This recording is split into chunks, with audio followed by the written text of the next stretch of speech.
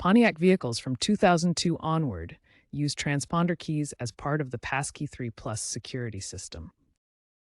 These keys contain RFID chips that must be paired with the vehicle's immobilizer module to start the engine. DIY programming can save money compared to dealership services, but requires caution. As of 2025, DIY methods are common and sometimes use OBD2 scanners and smartphone apps. GM has acknowledged DIY methods in service bulletins, provided correct procedures are followed.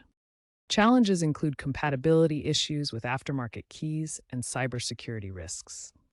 DIY key programming accounts for 30 to 40% of aftermarket key services. Dealerships charge $150 to $300 per key, while DIY costs $50 to $100. The key's ID must synchronize with the vehicle's body control module and powertrain control module for successful programming. The process typically involves cycling the ignition through on and off positions multiple times within a specific time frame. You'll need a blank programmable key and access to the vehicle's OBD2 port for the programming sequence. Tools may include a multimeter for diagnostics and transponder cloning devices like Autel or Foxwell scanners.